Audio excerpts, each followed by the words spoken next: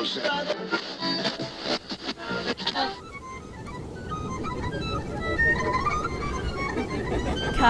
to you from a warehouse in Germany. The horror. It's the little podcast of horrors with James, Christina, and Chris. Well done, son. It's bring your child to work day. Thank you, Father. So I realized upon listening to myself that I say a lot. I learned listening to you as I edit that you also say a lot. I think we all do, though. We all do. Yeah, I definitely do. And I giggle a lot. So, if they're going to make a drinking game, it'll be your uhs and my giggles. Well, giggles are great unless it's 3 a.m. and you're home alone. I'm trying to teach myself how to stop that because if I remember correctly, I just did it. I did it while talking about it.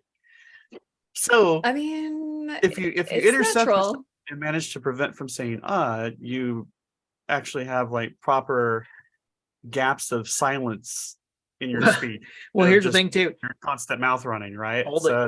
That's not all your uhs though. I cut out a bunch too. Thank you. Oh, I do. I mean, yeah, there's been several episodes where I just cut that out, cut that one. Christina's too, and mine. I say all the time. Actually, Christina, you go You go Okay. Well, I also feel like I draw them out. Okay.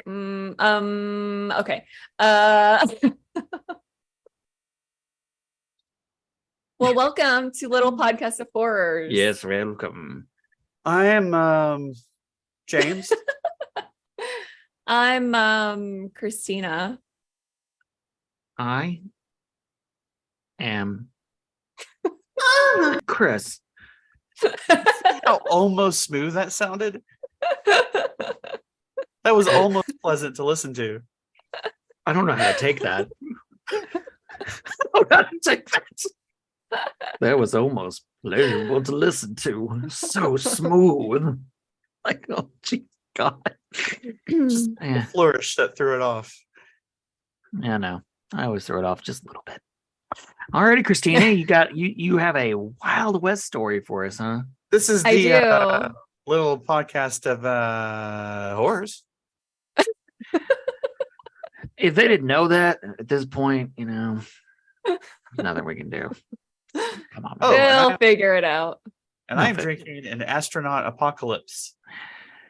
Wow, that's quite a name. It's primarily a coconut stout. It's delicious. Oh, I was drinking water, but I ran out and I didn't go get more. And you just starts coughing up dust. I'll be like Billy Butcherson and Hocus Pocus. The moths will come out of my mouth. Be like, yeah, I'm just drinking water, so cool. Anyway, there you cool go. Story. There's an for the cool story, bro. Take a shot for every We're gonna already. The audience would be so fucked up. That's how we prefer it. I'm like, it was. All right, so I do have another Wild West story. This is the third one this season, and I have one more after this, so 4 total, and then I'll be off it, guys. I promise. You might not want some Wild West stories, but you're getting them. You're getting them. Yeah. This one is gonna be, I think, pretty short. So, pretty short for a cowboy. People might be kind of relieved. I'm not sure. It's the kind of confidence we like to exude on this show. That's right. We try to put you out of your misery as fast as possible. So this is the story of the murders of Fred and May Prescott. So let me just go straight out the gate with the resources that I looked at. So there was an article, grunge.com, where I actually found this story because I'd never heard of this. But it's the most bizarre unsolved mysteries of the Wild West. There's some good ones Nice. in there. Yeah. Then I also found a book called Good Time Girls of Arizona and New Mexico. And they do briefly talk about Fred and May Prescott. And then I actually did find a newspaper clipping from the early 1900s from their Coconino Sun. I didn't write it down. I had to remember it. Sorry. And that was on Chronicling America's website. So there weren't a ton of resources. So that is kind of why this is going to be a short one, but it's pretty juicy. Juicy. Yeah. That's how we And like I our probably- cowboys. Yeah, I probably shouldn't have used that phrasing right before I give a trigger warning because it feels disrespectful. But all right, trigger warning though, people, domestic violence and some animal cruelty stuff. Okay, I'm not going to go into a bunch of details, but there you go. If you don't like any of that kind of stuff. Also, trigger warning for some juicy cowboys. So juicy cowboys, yes. You can pull that trigger. And I already did so that's one for Chris to edit out. And another one. See? Now I'm paranoid. I'm gonna count them the whole time. I've derailed this entire episode. I know. Right I'm sorry. after. I have to go. I can't do this. Okay, so Fred and May Prescott. All right, so May was born between 1875 and 1883. They're not really sure. In Germany. She was a fairly successful businesswoman in Flagstaff, Arizona. She actually owned like 3 brothels on South San Francisco Street, which was kind of like their, like their red light district for the time. She was commonly referred to as Dutch May in Flagstaff. So that's kind of like how everybody knew her. And that will come up later. So I just wanted to mention it now. But May actually met Fred Prescott when she was out in Kansas City at a stock show, which is what it sounds like. It's a livestock show. So they fell in love pretty quickly, kind of a whirlwind romance situation, and returned to Flagstaff together and married on October 16th, 1915. What do you do at a livestock show? I mean, you just the audience just like, ooh, that's a really fine looking future cheeseburger. Apparently you're finding husbands. So, Oh, if you're out there looking, folks. juicy in more ways than one. Don't they just like use those so you can pick out cows to buy and shit? I don't know. I'm not a cowgirl. I don't know anything about it. The rumor is that she may have actually already been married to someone else when she married Fred Prescott. She may have been married to a man named Harry Peters. Harry Peters. So we already got some juicy tea. I don't think that's appropriate, but whatever. Feels more personal. There we go. But she was to resize her Harry Peters. Yeah. So Harry Peters was probably her husband already, but he still like hung around in town even after their marriage and would like help them like remove rowdy people from the brothels and stuff. So I don't think he was like besties with them, but he didn't hate them enough to, totally dissociate from her. Anyway, You just need Harry Peters when it's rowdy. Yep, Harry Peters fixes everything. Okay, so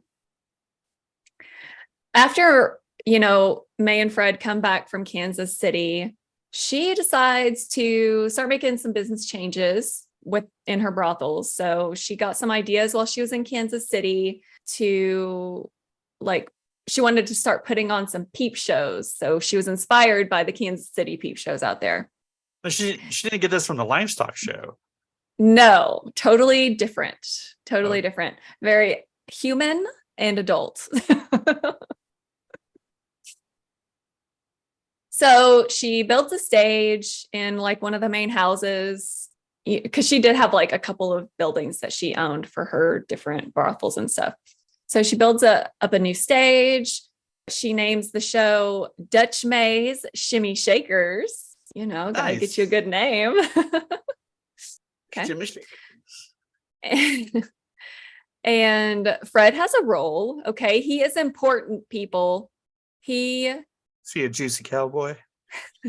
Is there any other kind? does all of the word of mouth advertising. He is her hype man, okay, for her business venture here. You gotta hype your shimmy shakers. That's right. Yo, shimmy So, shakers. he's a really good hype man.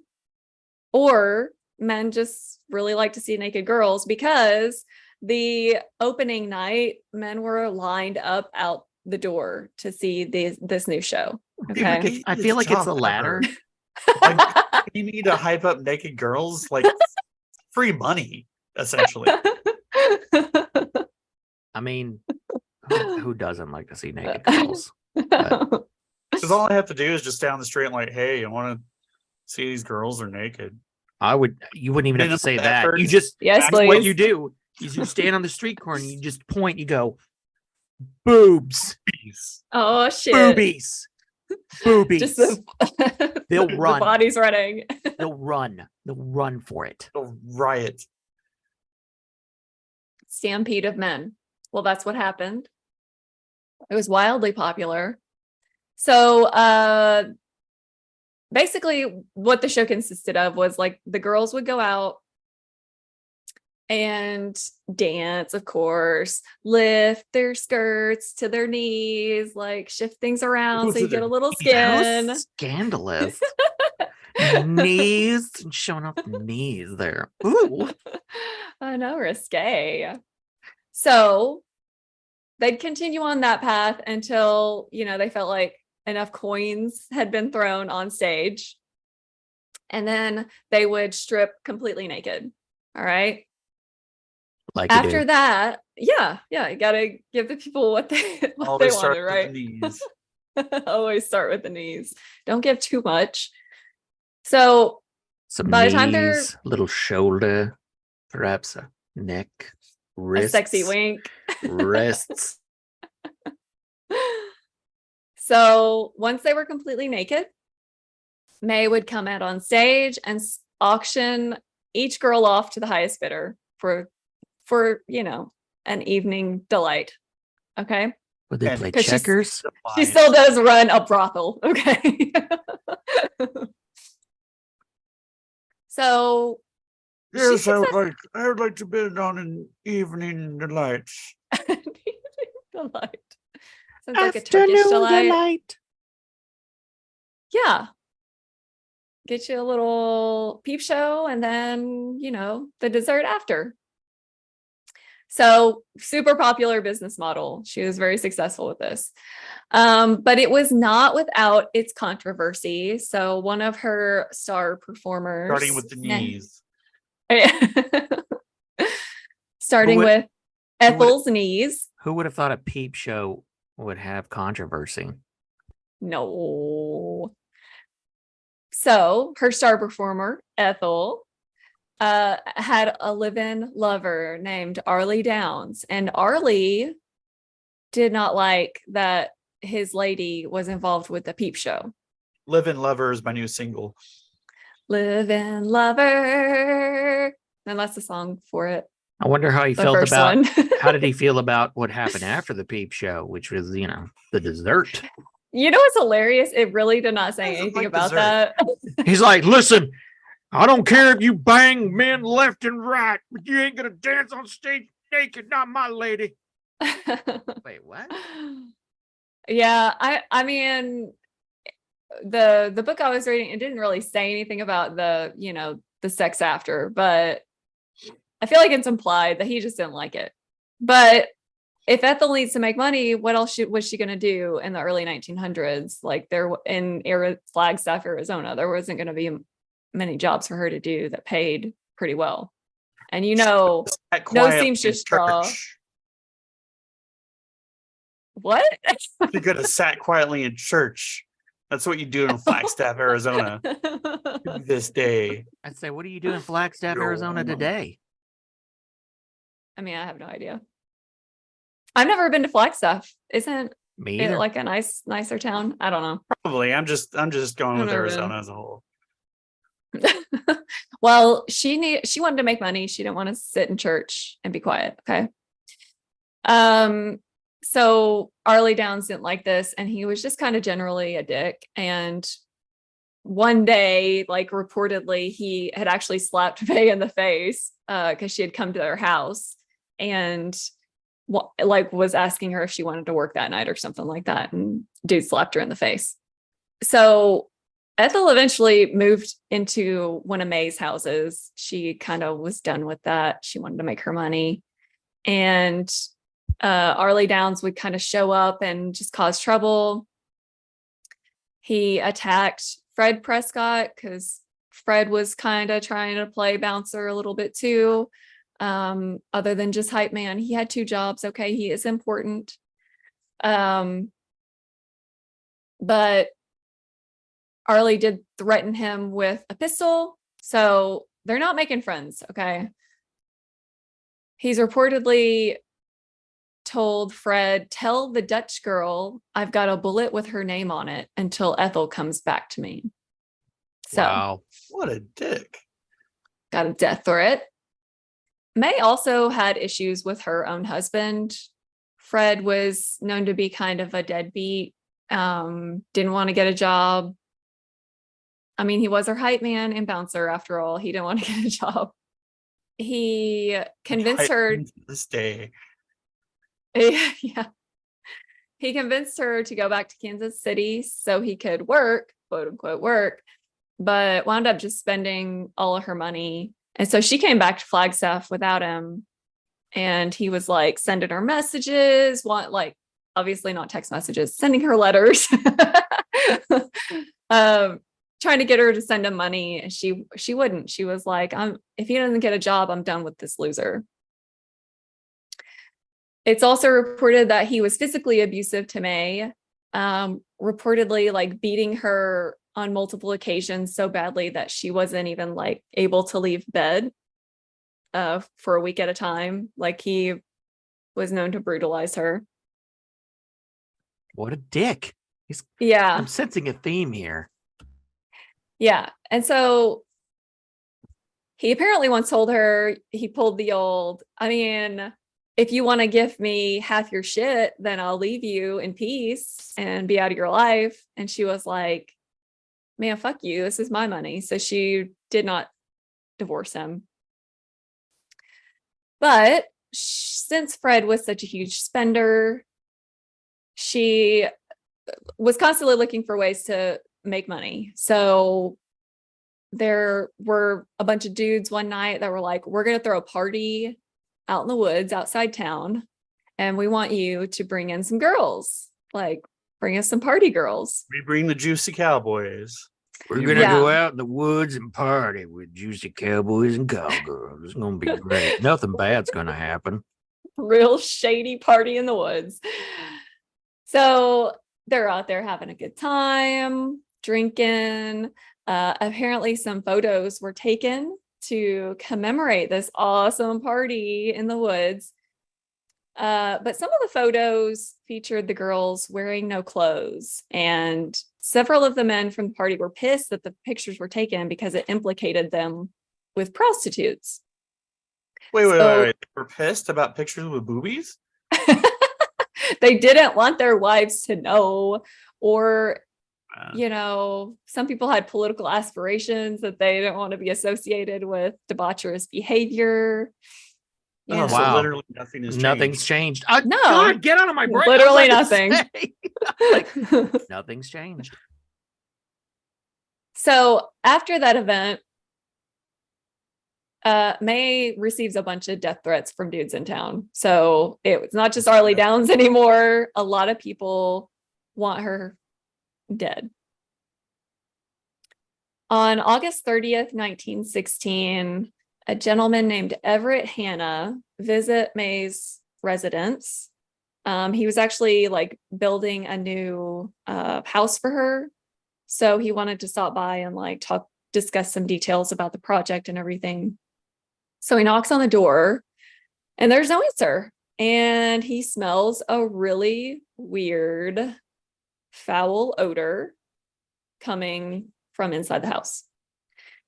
He can't get in though. So he contacts, I guess, a guy he knows. I really couldn't understand the relationship between these two people, but so he contacts this guy. His name is Judge Harrington, and he's a coroner, not a judge. So his name is Judge Harrington.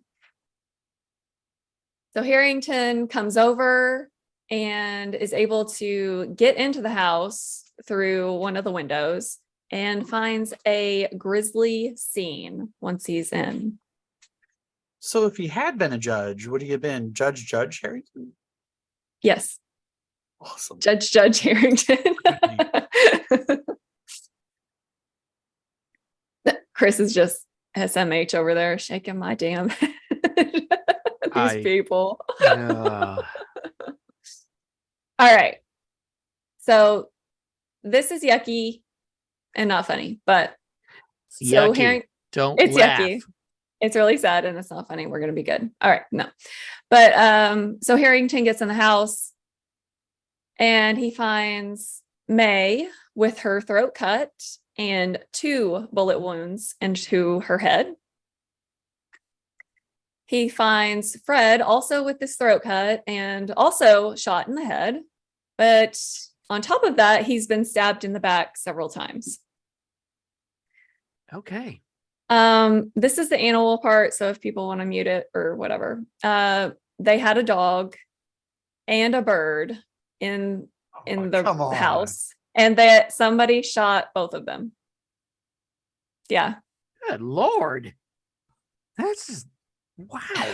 Somebody was pissed. Super pissed. Somebody's mother loved them. Yeah, sounds like it.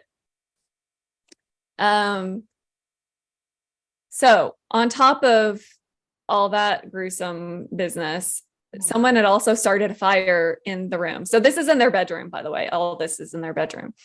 Someone also tried to set the room on fire to burn the bodies. So shot, throats cut, pets shot, and they tried to set them on fire.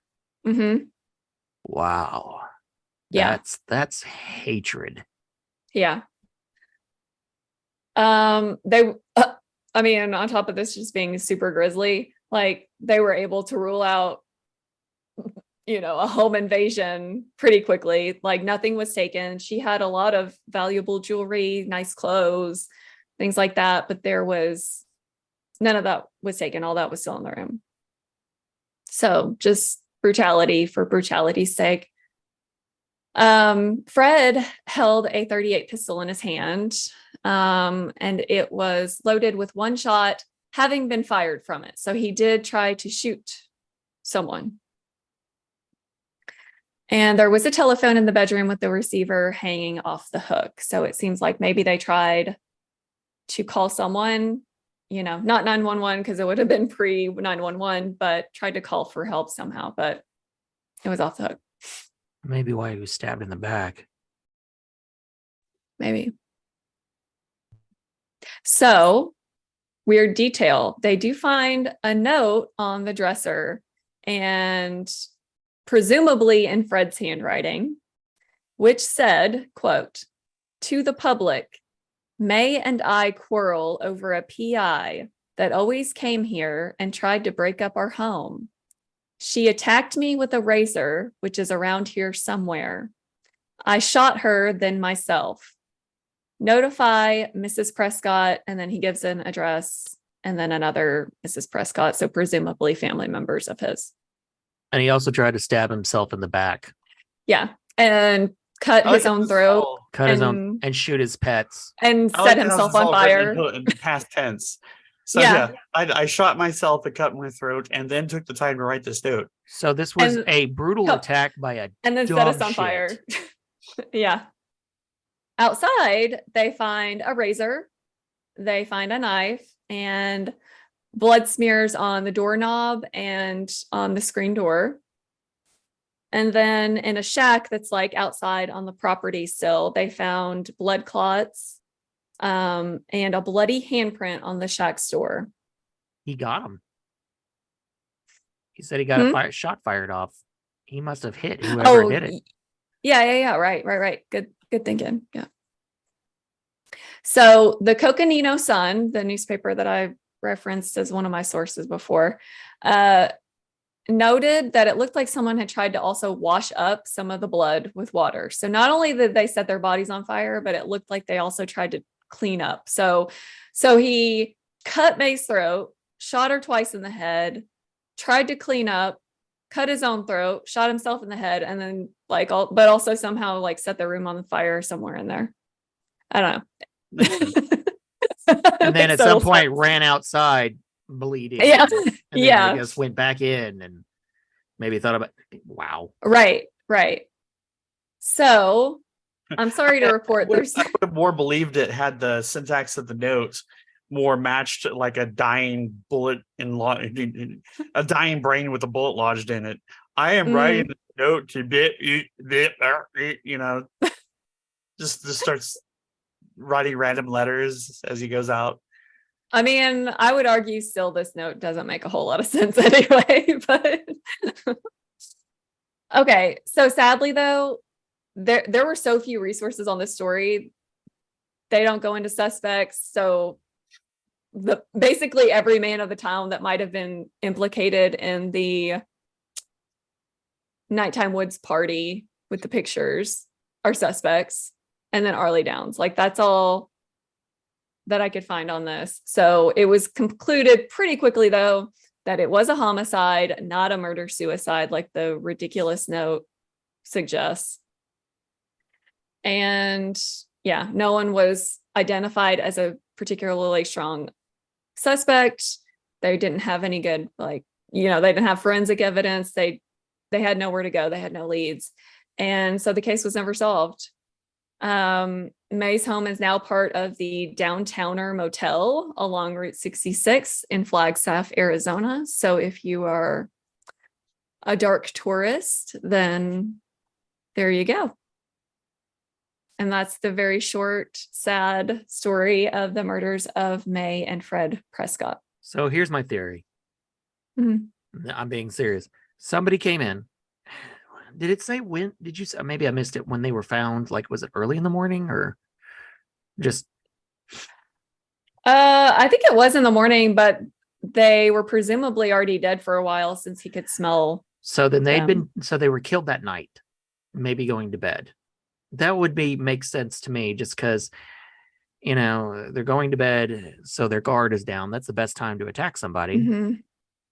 They probably go after May first because she's probably the one they want the most in the struggle. Maybe Fred wakes up or, runs to the telephone to call for help. The assailant stabs him in the back because he had stab wounds in his back, right? Mm-hmm. Stabs him in the back. And then maybe that doesn't quite kill him. He struggles. He pulls the gun. Or better yet, actually, hold up. He wakes up during the struggle, grabs his gun, fires at this dude, thinking he stopped him, and runs to the telephone. But then the guy gets up, stabs Fred in the back, mortally wounding him, then probably slits his throat, falls back or puts him back where he is. Then, just for extra measures, shoots both of them in the head, then kills the dog and the bird, and then goes and washes up. And then maybe at some point wrote this dumbass note. I shit, I gotta clean up. Yeah. But I think if there's anything we can all agree upon is the lesson to take away from this is don't wait to write your notes until after you killed yourself. It's not efficient. It's not effective. It's going to get weird. Oh my God. Okay, there is one detail though that just occurred to me. So you know how I said she had all these nice clothes, this nice jewelry, where there was a trunk in her room that was open that I just breezed right through when I was reading my notes. But so it's wide open and it's covered in blood spatter. I wonder if they were rummaging around trying to find those photos. Probably. I'm guessing this happened not too long after the photos came out. No, it was like a week later. Like it was really soon after. I want to say, so here's the thing then, that if that's the case, the killer's in those photos. Did we find, are those up anywhere we can see that photo? I wonder. I don't think so. There was like so little on this. I'm not seeing anything. Actually, that's okay. not even related. But I mean, it stands to reason that whoever killed them is in those photos. And I'm like, wow. Like if there were photos in there, I don't know. But seriously, that was just the detail. Well, like shitty cop work, because it's like, all right here, whoever did this, they're wounded. So let's go talk to everyone in that photo and see who has a bullet wound. Well, that's why right. A 1910 CSI series. Well, okay, but it's also the Wild West, Chris. Maybe all the dudes had a recent bullet wound. Well, it was like not. This isn't the Wild West though. This is 1916. Like it's still Wild West. It's wild enough. I feel like we're past them. Cowboys are still juicy, Chris. That's true. They're still wilding out in the West out there. I mean, I guess I always think of the Wild West as like the mid to late 19th century, not the early 20th. But yeah, I guess you could still say it's the Wild West. Yeah. They weren't driving around in F-150s yet. Damn. Still had horses or what? I don't know. I'm not even gonna pretend like I know anything. We're gonna solve this crime. We're gonna find out. We're gonna find that photo. Who was at the party? We're gonna find party. Juicy Cowboys. We're gonna find that juicy cowboy with that perfect wound. Yeah. All right. Well, thanks, Christina. Yeah. You're welcome. I don't know. I mean, good story. It's intriguing. Good story, bro. Cool Thank story, you. bro. Cool story, sis. So 3 Wild West stories down, only 1 to go. I promise everybody. Yep. The Wild West. I don't know. All right. Well, if you enjoyed this story, you know what to do. If you enjoy Juicy Cowboys. If you like Juicy Cowboys and boobies in the woods, I don't keep it to yourself because that's really weird. I'm not judging, just it's different. I guess I'd say different. I mean, is it though? I mean, I think boobies in the woods, pretty standard fare. I think it sounds nice. We're gonna talk later, buddy. But yeah, if you like the story, like it, share it, tell people about it. Feel like donating to the cause, so we can give you more Find somebody stories on the street and tell them about the show. Yeah.